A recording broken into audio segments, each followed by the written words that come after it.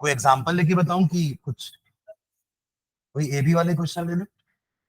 उससे एक क्वेश्चन और था ना वाला, मोल वाला। मैंने दो क्वेश्चन होमवर्क दिया था ना। वाटर। हाँ, ये वाला बुक खोलो, बुक खोलो। इक्वेशन था हमारा H2 plus O2 gives H2O। Balance करने के लिए यहाँ पे 2 और यहाँ 2 लगेगा। ठीक है, ओके। अब क्वेश्चन क्या था? ये वाला नहीं है, वो मैंने आपको लिखवाया था क्वेश्चन, है ना? हाँ हाँ, सॉरी। हाँ,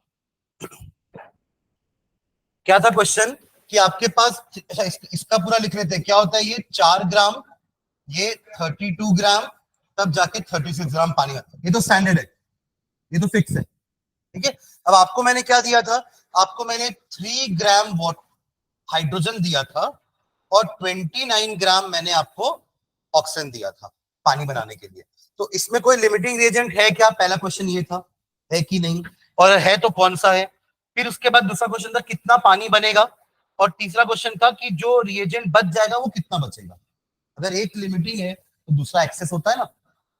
तो अब देखो, हर 3 ग्राम या हर 4 ग्राम को 32 ग्राम लगता है। इसका मीनिंग क्या है कि हर 1 ग्राम को 8 ग्राम लगेगा। अगर आपके पास 1 ग्राम हाइड्रोजन दिया हूं मैं, तो कम से कम 8 ग्राम ऑक्सीजन दूं, तभी जाके आप 9 ग्राम पानी बना पाओगे। Am I clear? तो यहाँ पे आपको 3 ग्राम के हिसाब से मुझे कितना देना चाहिए था? 24 ग्राम। बट मैंने कितना दिया? 29। तो ये 3 ग्राम लिमिटिंग हुआ ना, मतलब मैंने आपको हाइड्रोजन कम दिया। तो what is the limiting reagent? Hydrogen. First का आंसर ये हो जाएगा। समझे क्या? अब इसको लिखो है कैसे, how you will write this. तो आप ऐसे लिखेंगे कि एवरी या each gram of hydrogen requires 8 gram of oxygen. समझ रहे हैं क्या? तो उसके हिसाब से आपके पास हाइड्रोजन क्या है? कम है। ठीक है, ओके। ये आपका हो गया लिमिटिंग रिएजेंट। इसी के हिसाब से आप क्या निकालोगे? कितना पानी बनेगा। अब 4 ग्राम हाइड्रोजन 36 ग्राम पानी बनाता है। 4 gram of hydrogen produces water is equals to 36 gram. तो 1 ग्राम कितना बनाएगा? 36/4 यानी कि 9 ग्राम। तो हमारे पास कितना ग्राम है? 3 ग्राम है। तो 3 ग्राम कितना बनाएगा? 9 × 3 यानी कि 27 ग्राम वाटर बनेगा। क्लियर है? अब थर्ड बताओ, थर्ड क्या बोला है? Calculate the amount of left. तो यहां क्या हुआ? 3 ने 24 ग्राम यूज किया, बाकी 5 ग्राम लेफ्ट। तो थर्ड पार्ट क्या हो जाएगा? पहले ऐसा लिखेंगे, 3 ग्राम हाइड्रोजन रिएक्ट्स विथ 3 × 8 यानी कि 24 gram of oxygen. Therefore O2 left is equals to 29 minus 24, that will be 5 gram. समझ गए क्या? तो ये हमारे 3 आंसर हो गए। एक आंसर ये हो गया, दूसरा आंसर 27 ग्राम पानी, और तीसरा आंसर 5 ग्राम हाइड्रोजन बच गया। डन, समझ में आ गया? ठीक है, चलो आगे बढ़े। चलो एक और अच्छा इंटरेस्टिंग टॉपिक पढ़ते हैं आज, हेडिंग डालना, empirical formula and molecular formula. Empirical formula and molecular formula. इन दोनों में से कोई एक वर्ड आपने सुना है ना? कौन सा? एम्पेरिकल सुने हो? क्या होता है बता दो मीनिंग। नहीं, नहीं नहीं, ना 9th में एम्पेरिकल कही है ना 10th में एम्पेरिकल कही है। मॉलिक्यूलर फॉर्मूला हमने सुना है। क्या होता है मॉलिक्यूलर फॉर्मूला? वो भी बता दो। What do you mean by a molecular formula? Simple question. If two more than one, और कुछ थोड़ा सा और अच्छे से ब्रीफ करो। जैसे वाटर का मॉलिक्यूलर फॉर्मूला क्या होता है? H2O। तो उस फॉर्मूले से आपको क्या पता चलता है? अरे वाटर का फॉर्मूला H2O है, उससे आपको क्या पता चला वाटर के बारे में कि वो किन किन एलिमेंट्स को मिला करके बना है? Hydrogen and oxygen. इतना ही नहीं, वो फॉर्मूले को देख के आप ये भी बता पाते हो कि हर एलिमेंट के कितने कितने एटम्स जुड़े हैं, है ना? सिर्फ वाटर लिख दूंगा WATER तो इससे पता चलेगा क्या कि ये किससे बना है? नहीं पता चलेगा ना। पर जैसे ही मैं इसका फॉर्मूला लिख दिया तो आप बता दोगे सर ये हाइड्रोजन और ऑक्सीजन से मिलकर बना है। ऊपर से आप ये भी बता दोगे सर 2 एटम हाइड्रोजन का और 1 एटम ऑक्सीजन का। तो मॉलिक्यूलर फॉर्मूला हमें क्या इंफॉर्मेशन देता है? इट गिव्स अस द क्या information regarding compound, what all elements are involved in that compound and how many atoms of each element are combined to form that compound. Am I clear? H2SO4 sulphuric acid का formula होता है H2SO4। इसको देख के समझ में आ रहा है कि इसमें 3 एलिमेंट हैं। कौन कौन से? Hydrogen, sulphur, oxygen. उससे कितने कितने एलिमेंट हैं? हाइड्रोजन का 2 एटम है, सल्फर का 1 एटम है और ऑक्सीजन के 4 एटम है। ये हमको मॉलिक्यूलर फॉर्मूला बताता है। ठीक है। एम्पेरिकल फॉर्मूला क्या होता है? उसका थोड़ा सा सिंपलेस्ट फॉर्म होता है। मैंने ऐसे सिंपलेस्ट फॉर्म, आपको ग्लूकोज का फॉर्मूला पता है ना? C6H12O6। ये है ग्लूकोज का क्या क्या फॉर्मूला? मॉलिक्यूलर फॉर्मूला, जो आपको बता रहा है कि ग्लूकोज का एक मॉलिक्यूल में 6 कार्बन एटम होते हैं, 12 हाइड्रोजन होते हैं और 6 ऑक्सीजन। ये कंप्लीट इंफॉर्मेशन दे रहा है आपको, राइट? एम्पेरिकल फॉर्मूला इसका सिंपलेस्ट टाइप होता है। सिंपलेस्ट फॉर्म मतलब 6, 12 और 6 का जब आप HCF निकालोगे तो क्या आएगा? Highest common factor. 6, 12 और 6 का HCF 6 भैया 6। तो उस 6 से आप तीनों को डिवाइड कर दे तो क्या बचेगा? CH2O। This is the empirical formula of glucose and this is the molecular formula of glucose। समझ में आ रहा है क्या? आपने उसके जितने भी नंबर्स है 6, 12, 6, उसका क्या निकाल लिया? एक HCF निकाल लिया जो कि 6 आएगा। अरे कैसे निकालते? 6 को आप ऐसे डिवाइड करोगे ना 2 से, और फिर 3 को, तो ये 2, 3, 1 आ गया। 2 इंटू 3 इंटू 1 लिख सकते हैं ना 6 को। दूसरा भी 6 है। और 12 को कैसे लिखोगे? 2 इंटू 3। तो कॉमन क्या है इनमें? 2 इंटू 3 यानी कि 6।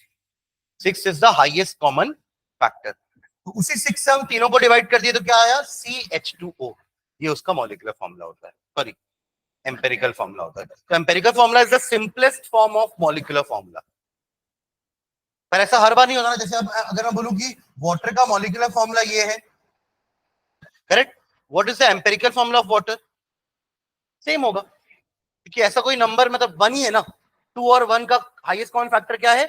1। तो आप दोनों को 1 से डिवाइड करोगे तो यही मिलेगा आपको, है ना? तो इसका मॉलिक्यूलर फॉर्मूला और इसका एम्पेरिकल फॉर्मूला सेम है। Am I clear? ठीक है। बट देखो क्वेश्चन ऐसा नहीं आता ना कि ये है इसका मॉलिक्यूलर फॉर्मूला, बताओ इसका एम्पेरिकल फॉर्मूला क्या होगा। ऐसा नहीं आता क्वेश्चन। क्वेश्चन अलग टाइप का आता है, उसको अपन सॉल्व करने की कोशिश करते हैं। ठीक है, ठीक है। तो पहले डेफिनेशन लिखते हैं दोनों की। लिखेगा दोनों का definition.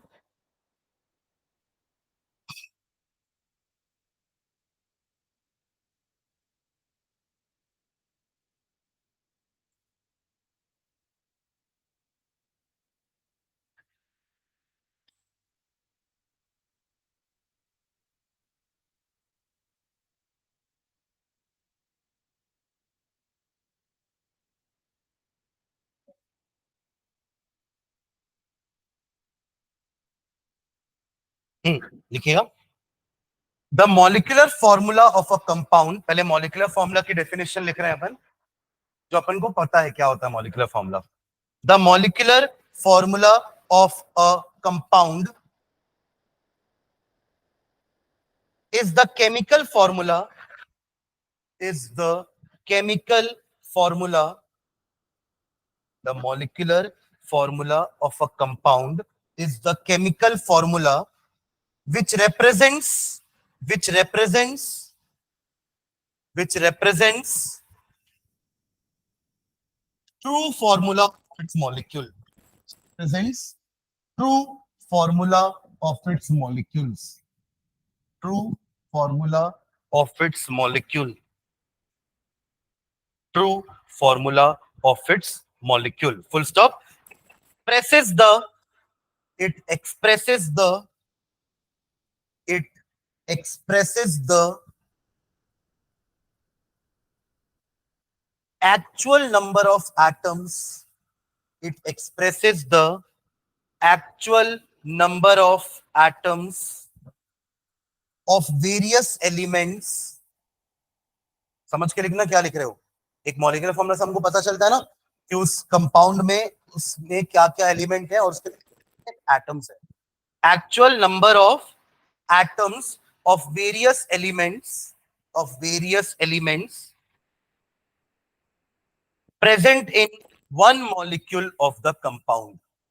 Present in one molecule of the compound.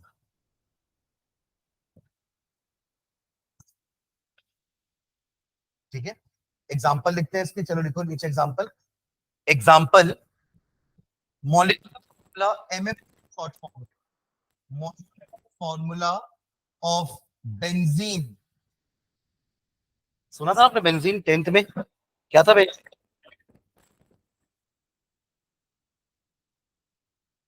C6H6. ऐसा होता था देखो बेंजीन. ऐसा हेक्सागन बनाते थे और अल्टरनेट जगह पर सिंगल एंड डबल बॉन्ड. तो आपको जितने भी यहाँ पर एडजेस दिख रहे हैं, कॉर्नर्स दिख रहे हैं, ये सब एक एक कार्बन है. Carbon number 1, carbon number 2, carbon number 3, 4, 5, 6. और हर कार्बन 4 बॉन्ड बनाता है. तो ये ऑलरेडी 3 बॉन्ड यहाँ बना रहा है, एक बॉन्ड हाइड्रोजन के साथ. तो एक H यहाँ, एक H यहाँ, H यहाँ, एक H यहाँ, एक H यहाँ, एक H यहाँ. कितने हो गए? 6 कार्बन और 6 हाइड्रोजन. होगा C6H6. ठीक है.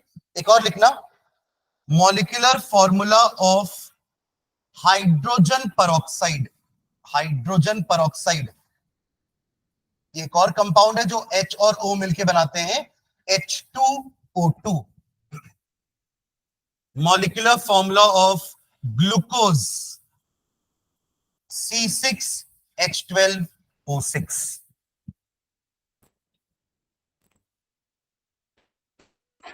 C6H12O6. ठीक है. चलिए नेक्स्ट एम्पिरिकल फॉर्मूला का डेफिनेशन लिखते हैं अगले पैराग्राफ में. एम्पिरिकल फॉर्मूला का डेफिनेशन लिखेगा.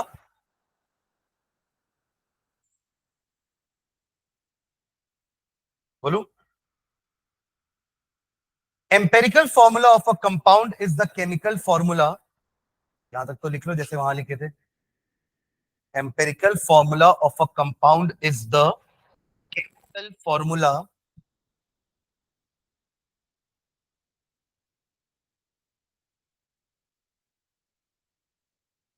which expresses the simplest whole number ratio, which expresses the simplest whole number ratio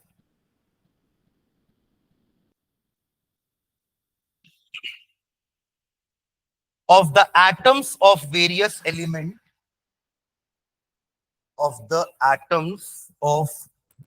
elements present in one molecule of compound. Present in one molecule of a compound. Simplest whole number ratio of atoms. Simplest whole number ratio of atoms of various elements in one molecule of the compound.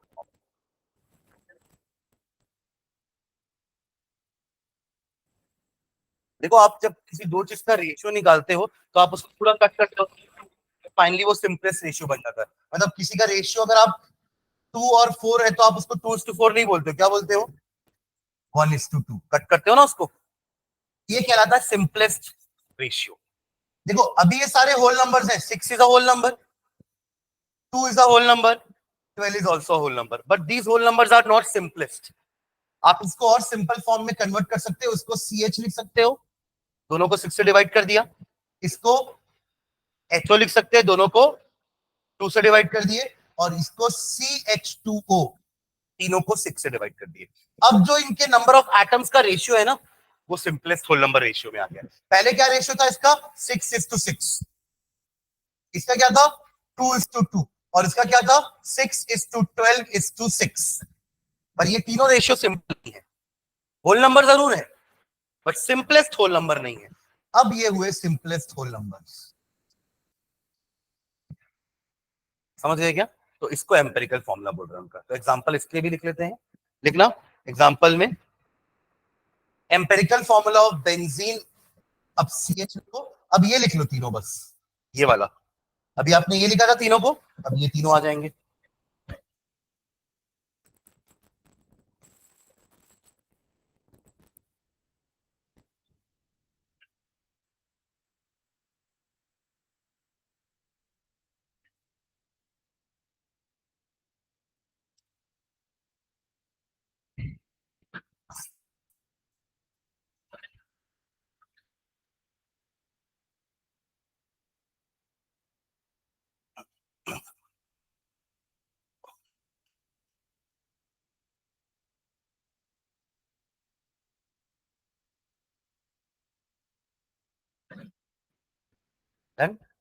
तीनों लिख लिए ना?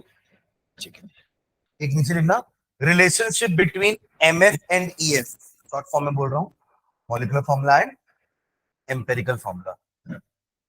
Relation between MF and EF।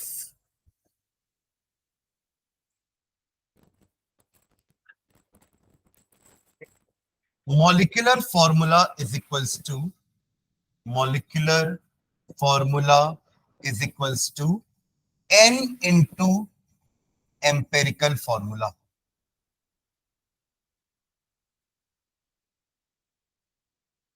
n into empirical formula, जहां पे n क्या है लिखना नीचे, where n is equals to molecular formula mass upon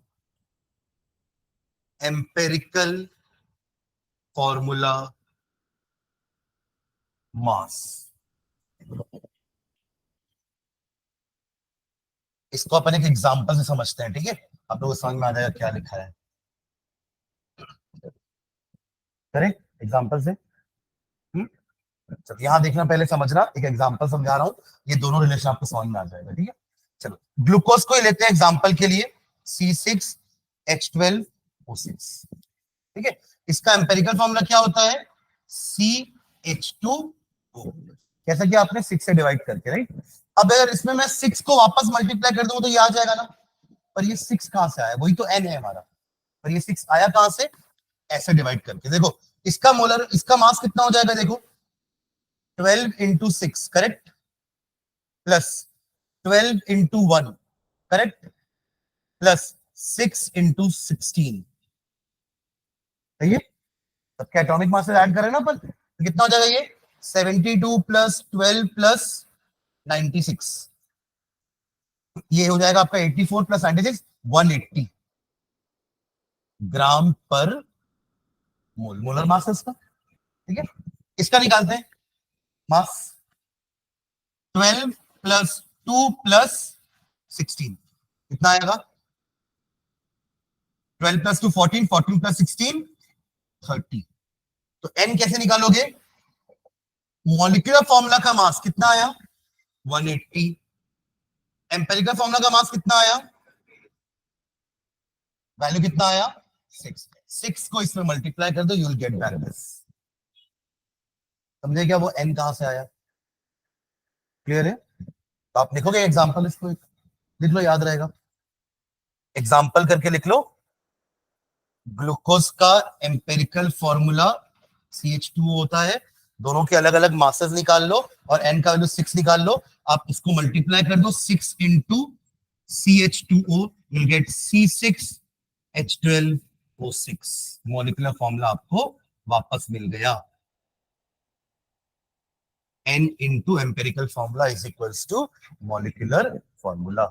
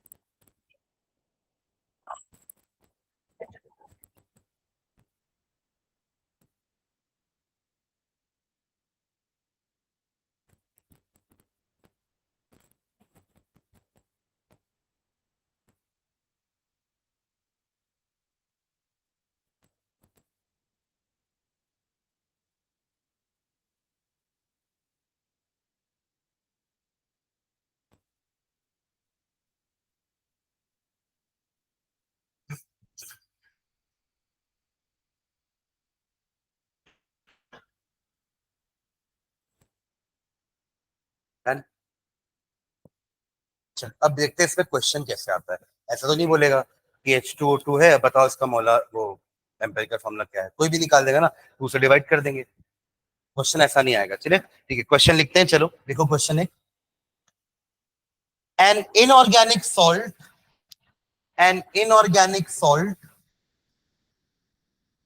gave the following percentage composition. An inorganic salt gave the following percentage composition. Gave the following percentage composition.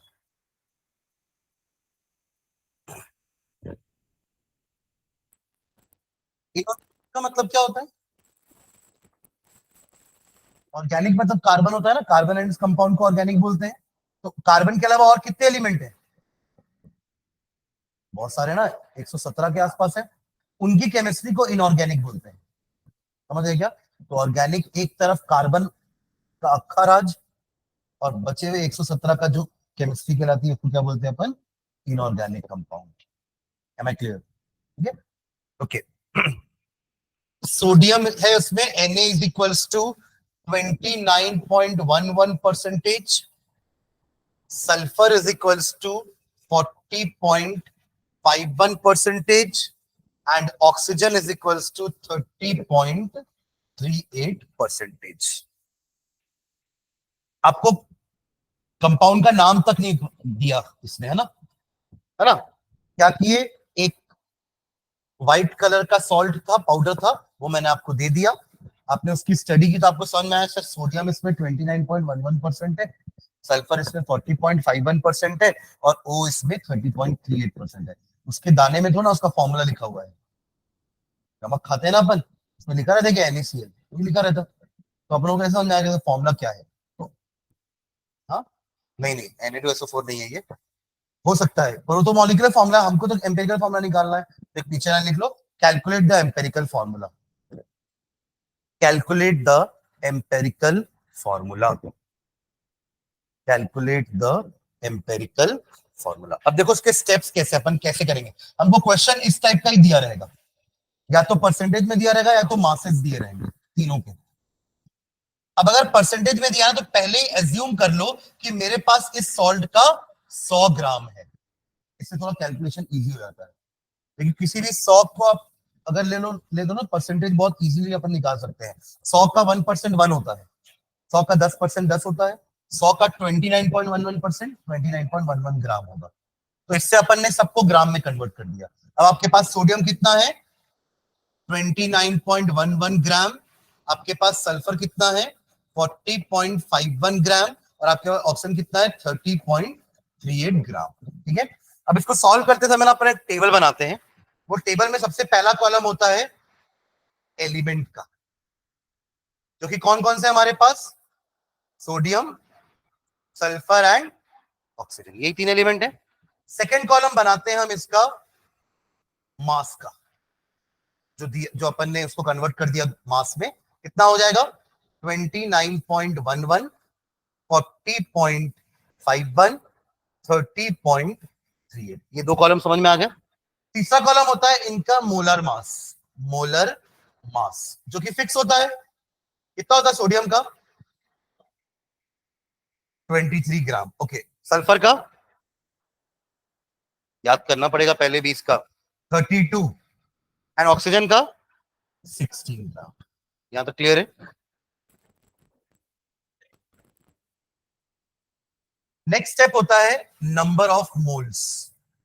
आप in given masses को मोल में कैसे convert करोगे? इन दोनों को divide करके। एक example आपको समझा। देखो, 1 मोल सोडियम का मास कितना होता है? 23 ग्राम मोलर मास। तो अगर आपके पास 46 ग्राम सोडियम है, यानी कि आपके पास कितना मोल है? तो कैसे निकाले? गिवन मास को 23 से डिवाइड करके। तब तो आया ना 2। तो कभी भी अपन को अगर नंबर ऑफ मोल निकालना है ना, तो जो मैंने मास आपको दिया है उसको डिवाइड कर दो उसके मोलर मास से। तो इन दोनों कॉलम को आप डिवाइड करते चलो, आपको सबके नंबर ऑफ मोल्स मिल जाएंगे। तो एक्चुअली हम इस जगह कर क्या रहे हैं? We are converting mass into mole. किसको समझ में नहीं आया? हम क्या करना चाह रहे हैं? गिवन जो हमें है वो क्या है? मास है। उसको हम मोल में कन्वर्ट कर रहे हैं, dividing it by their molar masses. Am I clear? कितना हो जाएगा? डिवाइड करो उसको। 29.11 डिवाइडेड बाय 23। करो तो उसको डिवाइड। कैसे करोगे उसको डिवाइड? 29.11 divided by 23। तो एक बार में जाएगा 23, रिमाइंडर 6, 1 नीचे ले आते हैं। फिर कितने बार में जाएगा? 2 टाइम्स में जाएगा 46, 3 टाइम्स में तो पार हो जाएगा। 69 होता है ना, 23 इंटू 3। आपके पास रिमाइंडर 15। एक और 1 ले आओ नीचे, 151। कितने बार में जाएगा ये? 7 टाइम्स में जाएगा, फिर 6 टाइम्स में जाएगा। 6 टाइम्स में जाएगा, है ना? 6 टाइम्स। कितना आएगा वैल्यू? 6 3 18 का 8 कैरी 1, 138। ठीक है, ये 3 और ये 1, बराबर। एक और ले लेते हैं 0 लेकर के। ये भी 6 बार में जाएगा? नहीं, 5 बार में। राइट? कितना आ रहा है? 1.265। 1.265। एक्चुअली देखो, जब भी आप राउंडिंग ऑफ करते हो ना, तो आपको अगर 3 डिजिट तक राउंड ऑफ करना है तो चौथी डिजिट निकालनी पड़ती है। उसको देख के ही तो राउंड ऑफ करते हैं ना। हाँ है ना? मैंने उस दिन आपको बताया था ना, अगर मुझे इसको, हाँ देखो, अगर इसको डेसिमल के बाद 2 डिजिट तक ही राउंड ऑफ करना है तो हम 5 को देख करके इसको 7 कर लेंगे। बट आप 5 को 5 ही रखना है, ये हमको कैसे पता चलेगा? अगला डिजिट देख करके। एक और डिजिट निकालते हैं, कितना आएगा? 5 टाइम्स है, 5 से 15 का 5 कैरी 1, 115 बचा 15, राइट? फिर एक और 0 आएगा नीचे तो 6। तो ये एक्चुअली कितना हो जाएगा? 1.266। समझे क्या एवरीवन? अगर आपको 2 डिजिट तक राउंड ऑफ करना है डेसिमल के बाद, तो थर्ड डिजिट देख के सेकंड डिजिट डिसाइड करेंगे। अगर आपको डेसिमल के बाद 3 डिजिट तक ही रखना है आंसर को, तो फोर्थ डिजिट देख के थर्ड डिजिट डिसाइड करते हैं। इसको राउंडिंग ऑफ बोलते हैं। Am I clear? चलो, ये आ गया 1.266। चलो इस 40.51 डिवाइड बाय 32 करो तो उसको भी। 40.51 डिवाइडेड बाय 32, एक बार में जाएगा 32। 85.2 टाइम्स में जाएगा 64, 21, 211। कितने बार में जाएगा ये? 6 टाइम्स में। 7 टाइम में तो पार हो जाएगा। सी का टेबल चला रहा हूं मैं। 6 टाइम में जाएगा। 6 टू 12 का 2 कैरी 1, 18 प्लस 1 19। कितना बचा ये? 8 और 11 19। लास्ट एक और ले लेते हैं, 190, 5 बार में। 5 टू 10 का 0 कैरी 160 ना, बचा 30। एक और ले लेते हैं, चलो 300, 9 टाइम्स में। ये भी वो इतना ही आया ना? आया ना? राउंड ऑफ उतना ही आया। Last 30.38 divided by 16।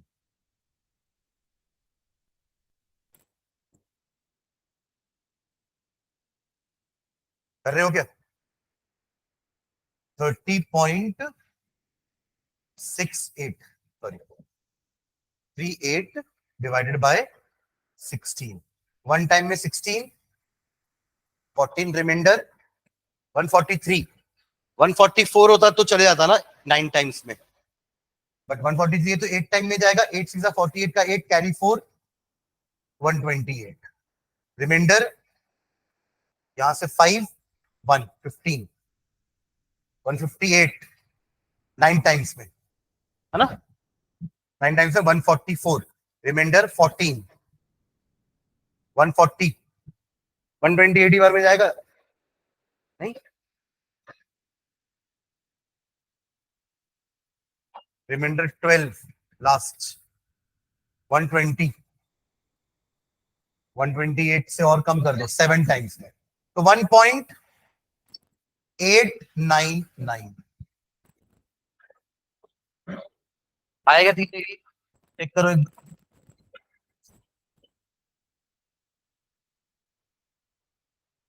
गड़बड़ तो नहीं है मैंने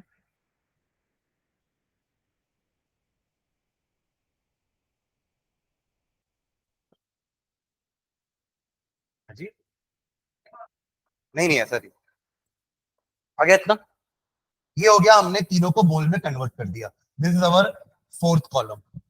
ये चारों कॉलम क्लियर है सबको? पहला कॉलम में तो नाम लिख दिए, दूसरे कॉलम में जो परसेंटेज दिया था उसी को मास में कन्वर्ट करके तीनों का मास लिख दिए, थर्ड कॉलम में उनके मोलर मास लिखे हुए हैं, ये भी इजी है। फोर्थ कॉलम में थोड़ी मेहनत करनी पड़ी, सबको मोल में कन्वर्ट करना पड़ा। यहां तक ठीक है? अब क्योंकि हमको क्या चाहिए, we need a simplest whole number ratio. Empirical formula क्या होता है? It is the simplest whole number ratio. ना ये होल नंबर है ना ये सिंपलेस्ट है, तो आप क्या करोगे, सबसे पहले इसको सिंपलेस्ट फॉर्म में कन्वर्ट करते हैं। उसके लिए क्या करते हैं, सबसे छोटे नंबर को सबसे डिवाइड करेंगे। जैसे अपन ने ग्लूकोज के लिए क्या किया था आपको पता है ना, 6 से C6H12O6 C6H12O6 था, आपने 6 12 और 6 में छोटा नंबर क्या है 6, उससे सबको डिवाइड किया ना, यहां भी वही करेंगे। इन तीनों में छोटा नंबर कौन सा है 1.26, उससे तीनों को डिवाइड करो तो ये क्या आएगा, इन दोनों को डिवाइड करो तो 1.899 divide by 1.266 1899 divided by 1266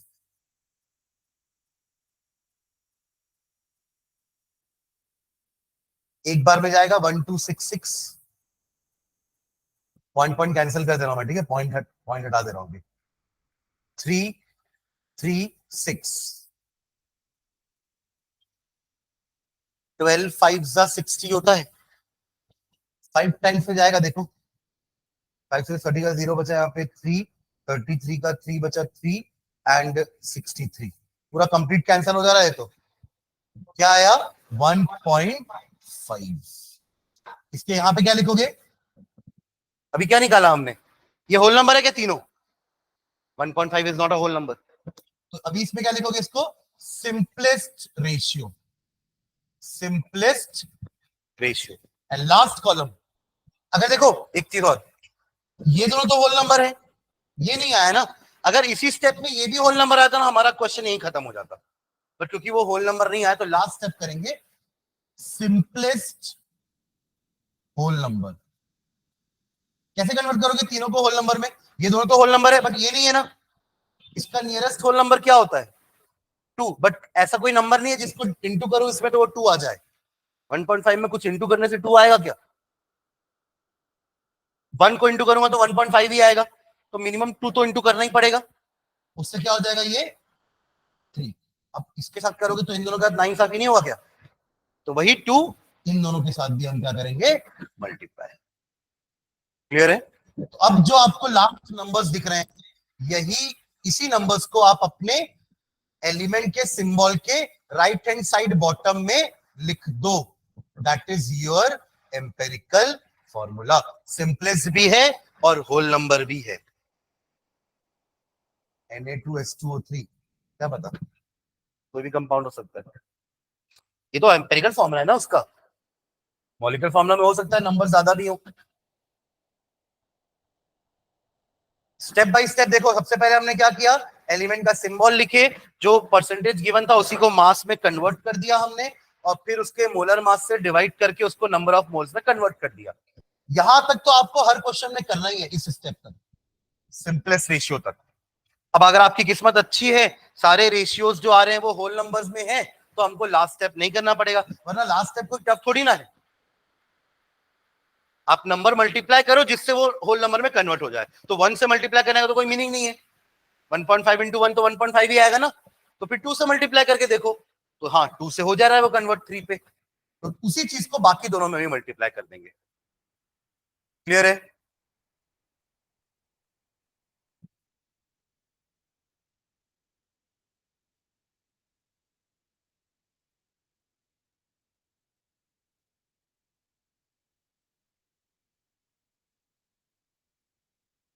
page number 16 निकालना, एनसीईआरटी रखे, पेज नंबर 16। चलो नहीं रखे तो मैं क्वेश्चन लिखवा रहा हूं। हो गया ये डन?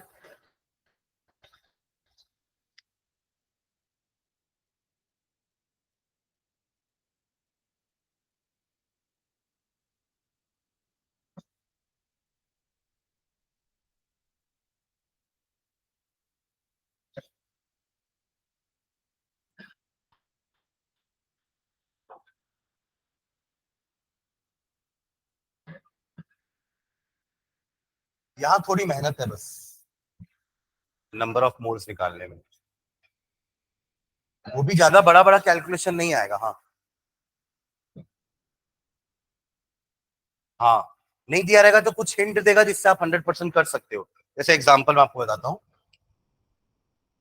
ऐसा लिखा है, मान लीजिए कि एक ऑर्गेनिक कंपाउंड है जिसमें हाइड्रोजन 30% है, ऑक्सीजन 40% है ना, बस इतना ही दिया है, पर एक हिंट आगे दे दिया क्या, कि वो एक ऑर्गेनिक कंपाउंड है। तो ऑर्गेनिक कंपाउंड बिना कार्बन के तो हो नहीं सकता, तो जो बचा हुआ 30% है वो क्या है, कार्बन। इस टाइप का क्वेश्चन अगर देगा तो आपको 100 माइनस करके, दोनों को ऐड करके 100 माइनस कर दो तो रिमेनिंग थर्ड वाले का परसेंटेज आ जाएगा। ठीक है, चलो क्वेश्चन लिखना। A compound contains, a compound contains,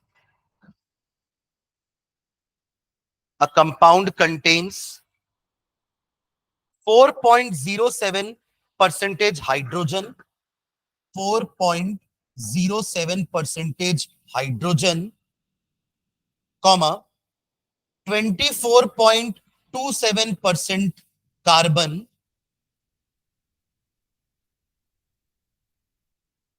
24.27% carbon and 71.65% chlorine, 71.65% chlorine. 100 आ रहा है लगभग, ऐसी उनके सामने के नंबर्स ही ऐड कर लो ना, 71 प्लस 24 कितना हो जाएगा, 95, और 4 99, लगभग 99.99 कुछ आ ही जाएगा। ठीक है, ठीक है, okay, full stop. It's molar mass is, its molar mass is, its molar mass is 98.96 gram, 98.96 gram. What are its empirical and molecular formula? What are its empirical and molecular formula?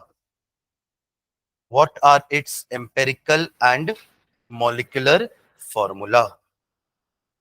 ठीक है, question में आपको मैं ना atomic masses दे रहा हूं तीनों के, ये वाला पार्ट, ये वो इसलिए दे रहा हूं क्योंकि यहां पे ना उसने पॉइंट्स में यूज किया। देखो हम हाइड्रोजन का एटॉमिक मास क्या पढ़े हैं, 1, बट एक्चुअली में वो होता है 1.008। हम अपने कैलकुलेशन को इजी करने के लिए उसको अप्रोक्सीमेटली 1 ले लेते हैं, बट एक्चुअली में वो 1.008 होता है। ठीक है, तो आप लोग भी लिख लो इसको, हाइड्रोजन का एटॉमिक मास लिखना 1.008 ऑक्सीजन का लिखिए, ऑक्सीजन है ना इसमें, ऑक्सीजन है कि क्या है, कार्बन है सॉरी, तो कार्बन का लिखेगा 12.01, जिसको अपन अप्रोक्सीमेटली 12 ले लेते हैं। एंड तीसरा क्या है, क्लोरीन 35.453।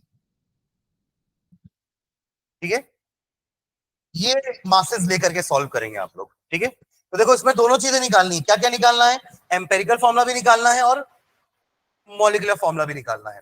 तो पहले आप एम्पेरिकल फॉर्मूला तो ऐसे ही निकालोगे जैसे भी अपन ने किया, उसके बाद जो अपन ने रिलेशन पढ़ा ना पीछे, ये वाला, इससे आप पहले एन निकालोगे। एन कैसे आएगा, ये आपको गिवन है क्वेश्चन में 98.96। मोलर मास मतलब क्या होता है, वही मॉलिक्यूलर फॉर्मूला मास, और ये आप निकाल लोगे। कैसे निकालोगे, पहले आपको एम्पेरिकल फॉर्मूला निकालना पड़ेगा। आपको अगर एम्पेरिकल फॉर्मूला पता चल जाएगा तो ऐड करके आपको एम्पेरिकल फॉर्मूला मास भी पता चल जाएगा, और फिर दोनों को डिवाइड करके एन का वैल्यू आ जाएगा, और उसी एन को आप अपने एम्पेरिकल फॉर्मूला में मल्टीप्लाई कर देना, you will get molecular formula. ठीक है, मैं फिर से बता दूंगा जिनको समझ में नहीं आया, पर पहले एम्पेरिकल फॉर्मूला तो निकालो, यही स्टेप्स करके सारे जल्दी करो। यहां भी 3 एलिमेंट है, ऐसी टेबल बना लो।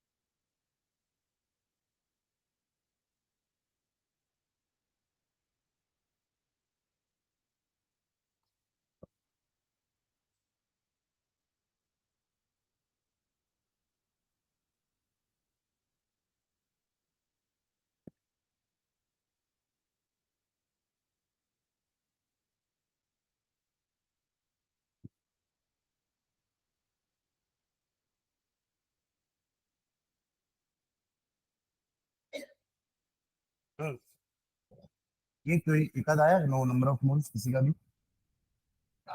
इसका पहला वाला, ये वाला 24.27 डिवाइड बाई 12.01। अच्छा कितना आएगा? 2 पॉइंट कैसे आएगा? 4.07 को 1.008 से डिवाइड कर रहे हो तो 4 पॉइंट समथिंग आएगा। हाँ 4.04। ओके, बाकी दोनों, बाकी दोनों 2 पॉइंट समथिंग आएगा।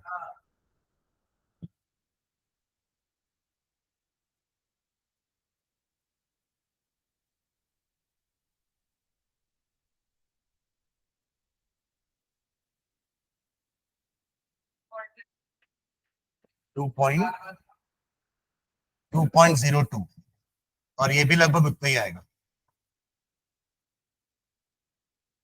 2.021, 2.021, ठीक है। ठीक है, अब अगला स्टेप क्या है इसमें? Simplest ratio. उसके लिए सबसे छोटे नंबर से तीनों को डिवाइड करेंगे। तो ये 1, ये 2, ये 1। इसमें लास्ट स्टेप नहीं करना पड़ा। क्यों? क्योंकि ये पहले से होल नंबर्स है ना, 1 and 2 आर होल नंबर्स। तो यही हो गया हमारा एम्पेरिकल फॉर्मूला, CH2O। समझे क्या? नहीं आ रहा? नहीं आ रहा? CH2O is the empirical formula. ठीक है, अब इसका मास निकाले, empirical formula mass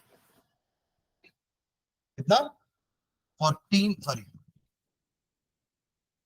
12.02, sorry 01 plus 2 into 1.008 plus, अरे ओ नहीं, सीएल है ना, सॉरी सॉरी सॉरी, आप लोग बोल भी नहीं रहे हो, कब से वो लिखा हुआ है वहां पर, सीएल है ना।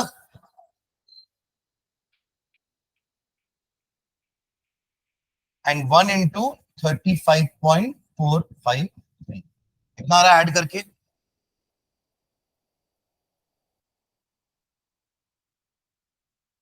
40s में आएगा, 48, 47, 48 कुछ आएगा, देखो तो।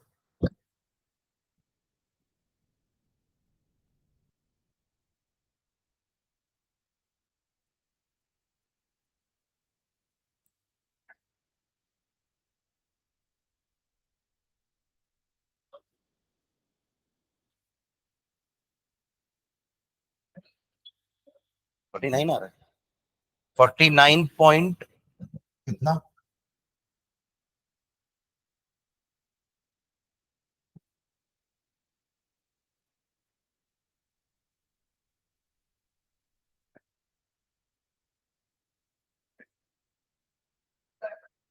49.479, 48 लिख दूं राउंड ऑफ करके? चलो, ये क्यों निकाले अपन? क्योंकि एन निकालना है ना। हमारा एक पार्ट तो हो गया, एम्पेरिकल फॉर्मूला तो निकल गया है। हम ये जो काम कर रहे हैं मॉलिक्यूलर फॉर्मूले के लिए कर रहे हैं। एन क्या होता है? Molecular formula mass upon empirical formula mass. Molecular formula mass आपको क्वेश्चन में दिया है 98.96 डिवाइड बाय 49.48। ये एग्जैक्टली 2 नहीं दिख रहा है आपको? 49 का डबल 98 होता है एंड 48 का डबल 96 होता है, तो कितना हो जाएगा ये? 2। तो वही बताएगा मॉलिक्यूलर फॉर्मूला क्या होगा। हाँ, तो मॉलिक्यूलर फॉर्मूला कितना हो जाएगा?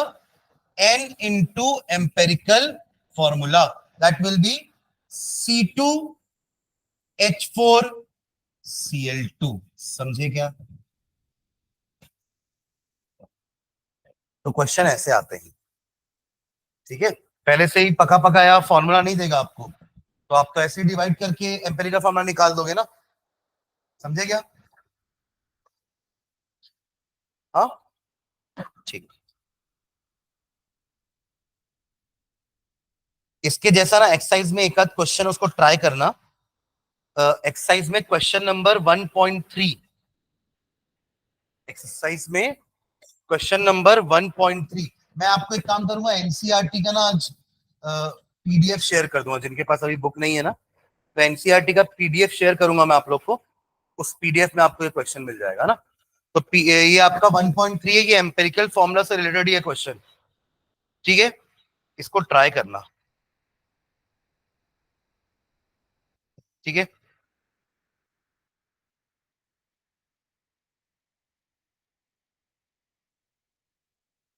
ठीक, चलो आज के लिए इतना रहने देते हैं, empirical formula and molecular formula.